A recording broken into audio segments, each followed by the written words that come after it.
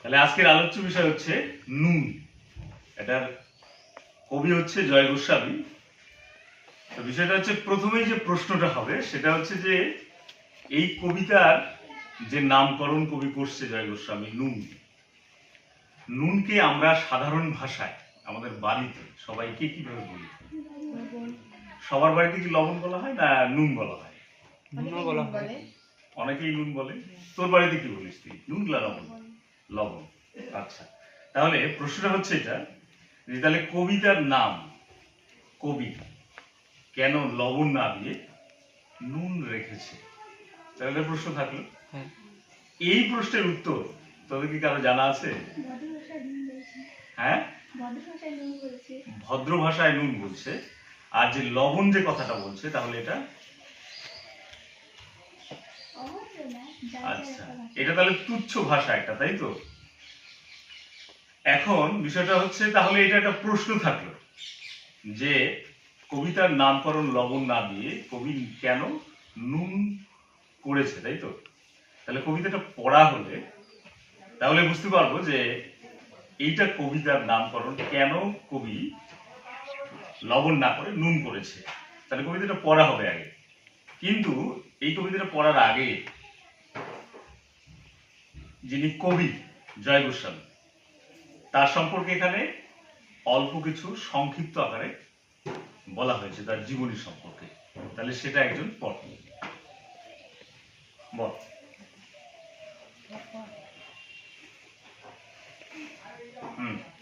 জয় গোস্বামীর জন্ম 1954 কলকাতায়। বাংলা সাহিত্যের এক খ্যাতিমান কবি।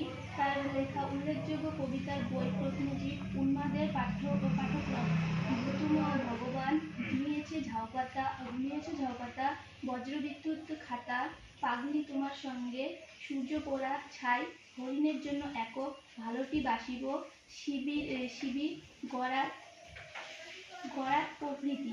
যারা বৃষ্টিতে ভিজেছিল তার স্মরণীয় কাব্য উপন্যাস। তার বিখ্যাত উপন্যাসের মধ্যে রয়েছে সেই সব শেয়ালেরা, সুরঙ্গ ও প্রতিরক্ষা প্রভৃতি। বাংলা আলোচনায় তার লেখা আকস্মিকের খেলা, আমার রবীন্দ্রনাথ, গোসাই বাগান, 3 খণ্ড উল্লেখযোগ্য সংযোজন। এখানে কবির একটা সংক্ষিপ্ত পরিচয় আমরা পেলাম।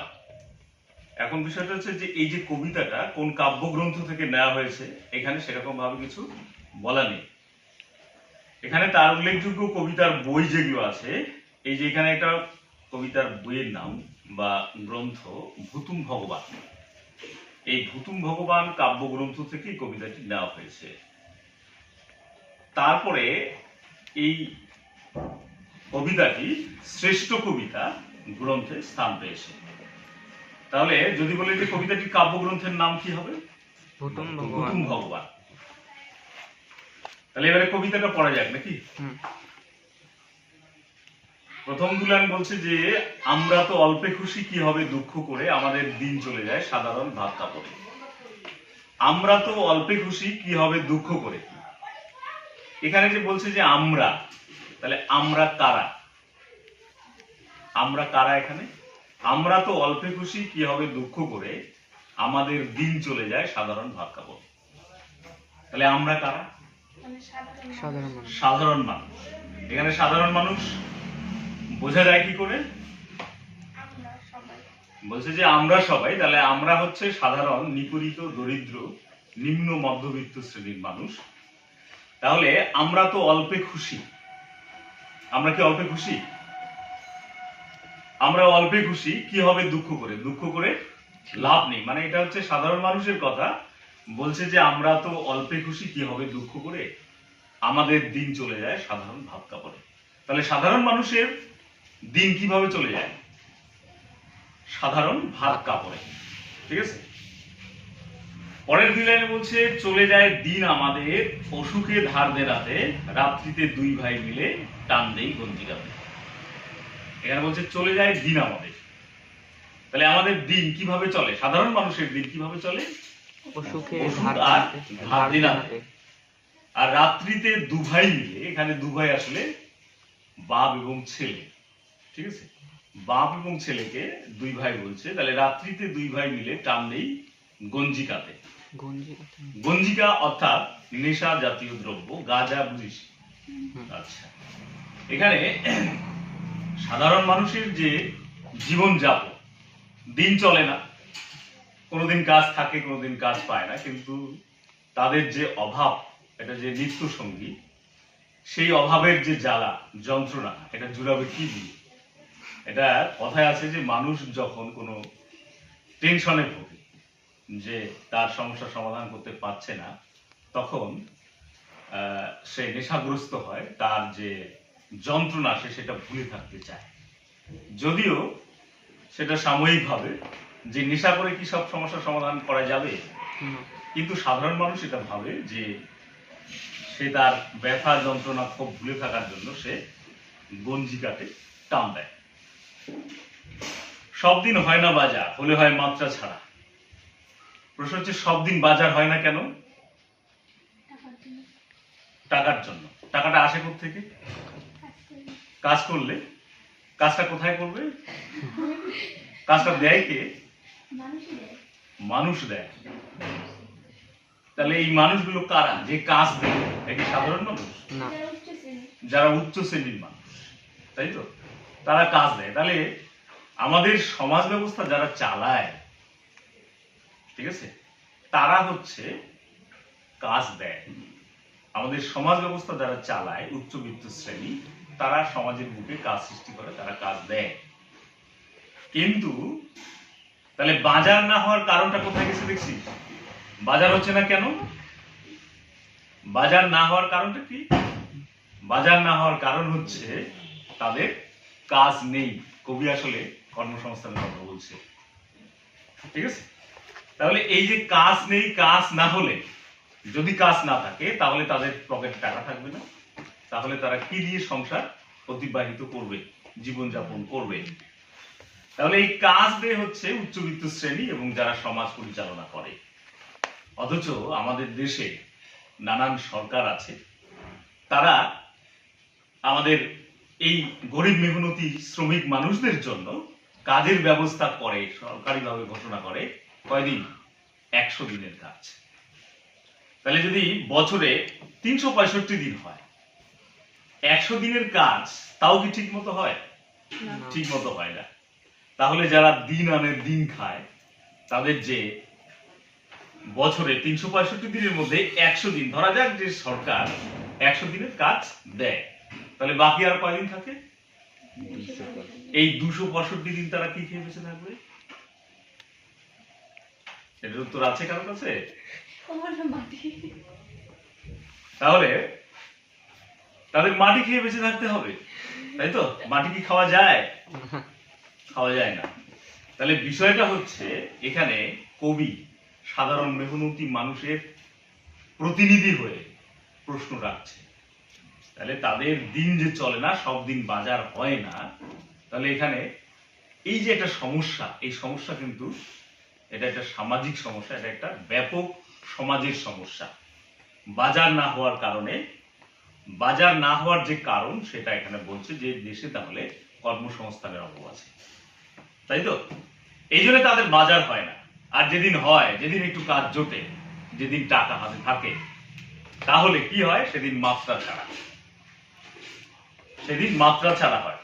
মাত্রা ছাড়া বুঝিস তো? অনেক বেশি হয়, যেটার প্রয়োজন নেই সেটাও হয়। তাই তো বাড়িতে ফেরার পথে কিনে আনি গোলাপ চারা, অথচ তার পরের দিন সকালবেলা খাবে কি? সে, তার হাতে টাকা আছে আজকে, এই জন্য সে গোলাপ চারা কিনে আনে। এই গোলাপ চারা হচ্ছে একটা শৌখিন জিনিস, ঠিক আছে। তাহলে ওই মানুষটার মধ্যে, যে মানুষটা যে বাজার করার টাকা থাকে না যার কাছে, সে যদি গোলাপ চারা কিনে আনে, তাহলে তার মধ্যে যে সুপ্ত শৌখিনতা বোধ, সৌন্দর্য বোধ তার মধ্যে ছিল কিনা? ছিল। তাহলে সেই শৌখিনতা বোধ তার মধ্যে ছিল, যার জন্য সে গোলাপ চারা কিনে এনেছে। কিন্তু অভাবের তাড়নায়, ঠিক আছে, টাকার অভাবে সেই শৌখিনতা সে প্রকাশ করতে পায় না। তাই সে যখন তার কাছে টাকা থাকে, সেই শৌখিনতা বোধটা সে প্রকাশ করতে চায়, তাই তো বাড়ি ফেরার পথে সে গোলাপ চারা কিনে আনে। কিন্তু পুঁতবো কোথায়? এই যে চারাটা এনে পুঁতবো কোথায়? ফুল কি হবেই তাতে? তাতে কি ফুল হবে? সে অনেক পরের কথা, টান নেই গঞ্জিরাতে। তার মানে এই গোলাপ চারা কিনে এনে লাগাবে কোথায় সেই রকম জায়গা হয়তো বা তার নেই। ফুল যে হবে সেটা তো পরের কথা। এইসব কথা ভাবতে ভাবতে সে আবার কি করে? গঞ্জিকাতে গাড়িতে টান দেয়। অর্থাৎ এইসব কথা উঠলেই তার যে যন্ত্রণা সেটা সে ভুলে থাকতে চায়, এই জন্য সে গঞ্জিকাতে টান দেয়।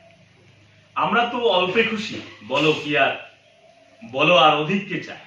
তাহলে সাধারণ মানুষ অল্পে খুশি, এর অধিক চায় না, কারণ তাদের যে চাহিদা সামান্যতম।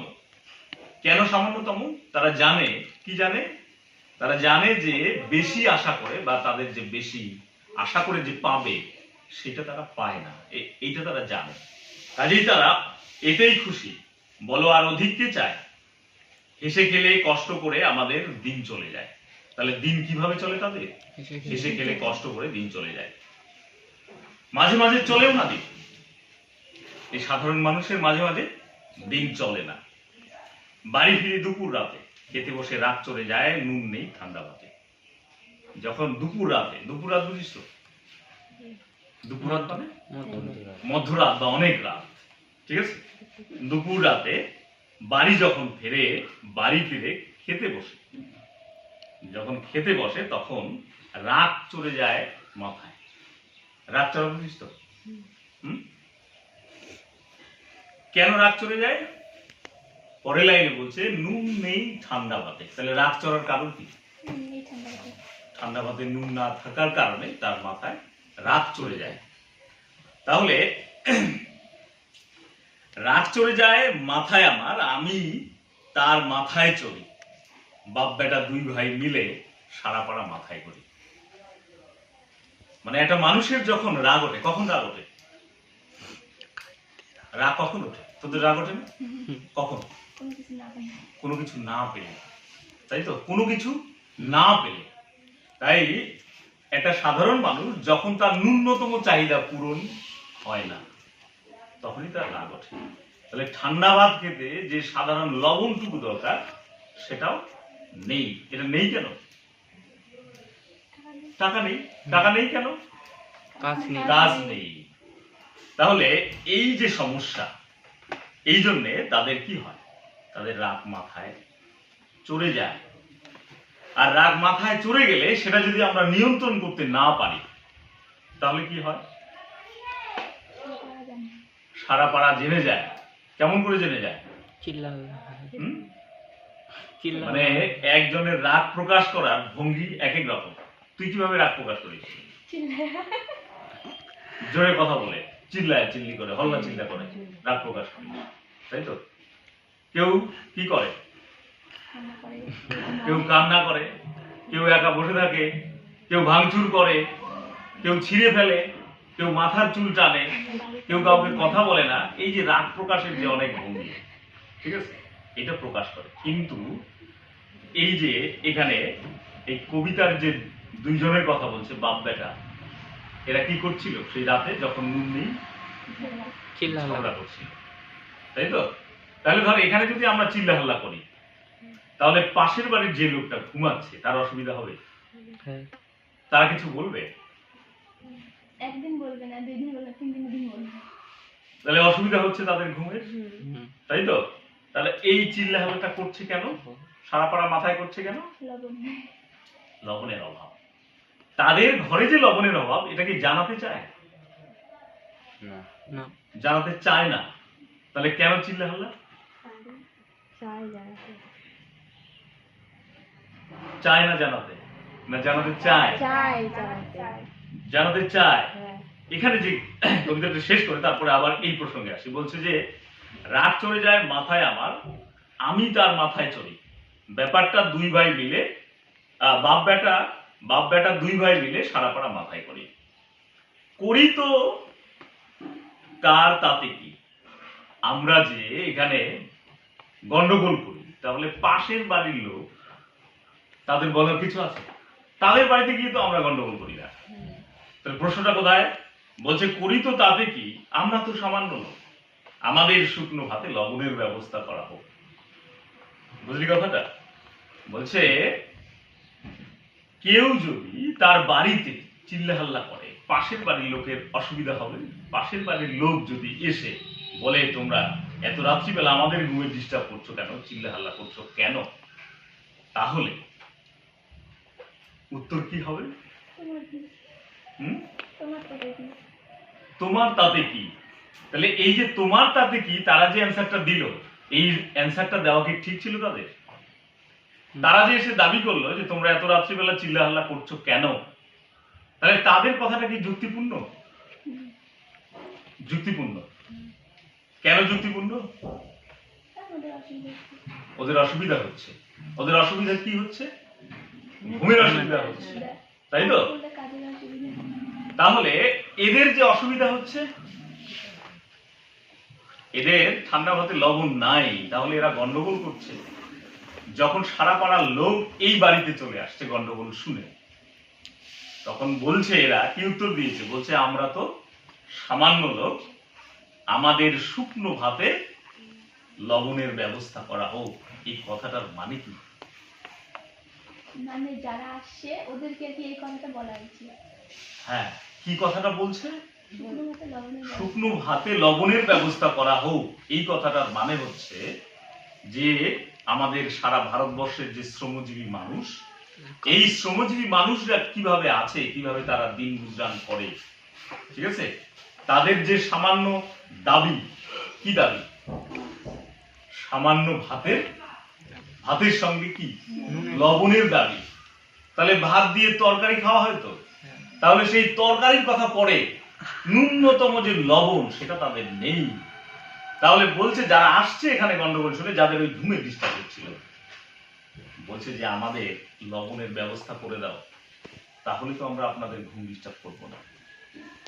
বোঝা গেল না কথাটা? ওরা ইচ্ছা করেই তাদের ঝগড়াটা করছে যাতে সবাই আসে পাড়ার লোক। সাধারণ মানুষ তাদের ভাত কাপড় জোগাতে জোগাতে তারা আসলে এই যে প্রতিবাদ করার যে ভাষা, এটা তারা ভুলে গেছে, ফলে এটা মেনে নিয়েছে। কিন্তু কবি তাদের হয়ে কথাটা বলছেন। বোঝা গেল কি?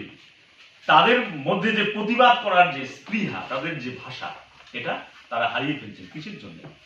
তারা ওই যে কালকে কি খাবো, কালকে কি খাবো, এই যে নেশা তাদের, যে কালকে যে খাবারের চিন্তা, কাজ করতে হবে, তাহলে এই যে অভাবের তাড়নায় যে শুধু খাবার কোথায় পাওয়া যায়, ঠিক আছে, এটার চিন্তায় তারা হচ্ছে ব্যস্ত থাকে, ব্যতিব্যস্ত থাকে।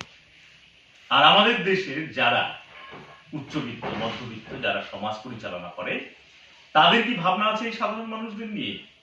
তাই কবি খুব সচেতন ভাবে এখানে তাদের একটা বাড়ির যে সামান্য ঘটনা, এই ঘটনা, এই ঝগড়া করে পাড়া প্রতিবেশীকে জানিয়েছে আমরা এমন অভাবে আছি, তাহলে আমরা আমাদের এই অভাবটা তোমরা যদি সমাজে যারা আছো তারা যদি দূর করে দেয়, তাহলে আমরা আর এই রাতে আপনাদের ঘুম ডিস্টার্ব করবো না। তাই এখানে কবি তাদের হয়ে দাবি করেছে, কি দাবি? আমাদের শুকনো ভাতে লবণের ব্যবস্থা করা হোক। তাহলে যে প্রথমে যে প্রশ্নটা ছিল, যে কবিতার নাম নুন না হয়ে, না লবণ না হয়ে বা নুন করা হয়েছে কেন?